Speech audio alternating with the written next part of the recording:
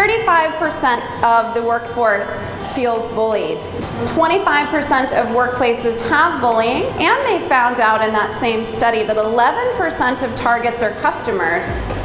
If the bullying happens because somebody is of a certain religion or because of their race or disability and all of those things we know about protected characteristics, that's illegal.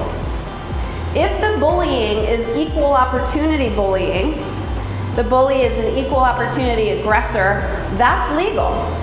So bullying and harassment are the same behaviors. It's the same kind of thing. It's just that if it's aimed at a protected characteristic, it's illegal.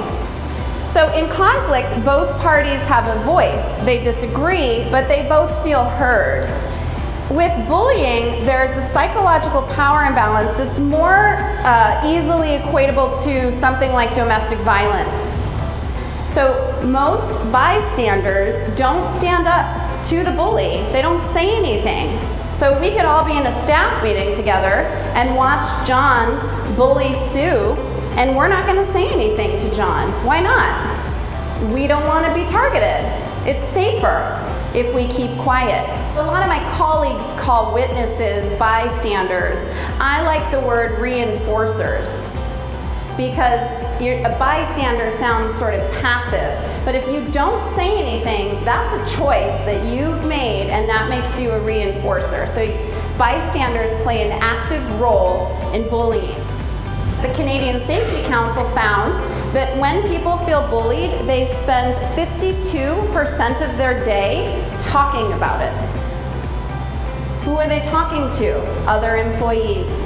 In my opinion, civility is the key to everything. So there's all these books out there about engagement and motivating employees and all of these things, customer service.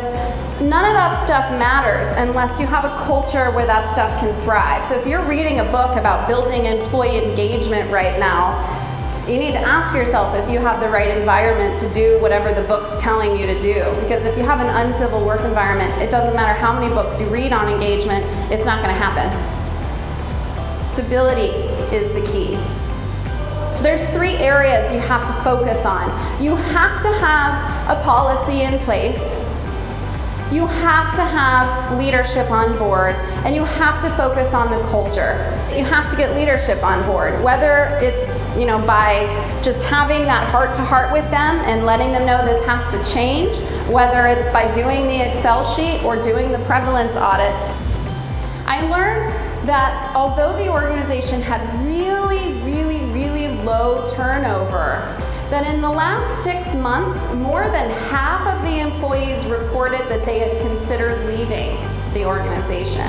That was a slap in the face for the CEO, because he didn't think the bullying was that big of a deal. So to hear that his organization had really low turnover, more than half of them were thinking about leaving, wow, that's a big deal. You have to create a civil workplace. That's the answer.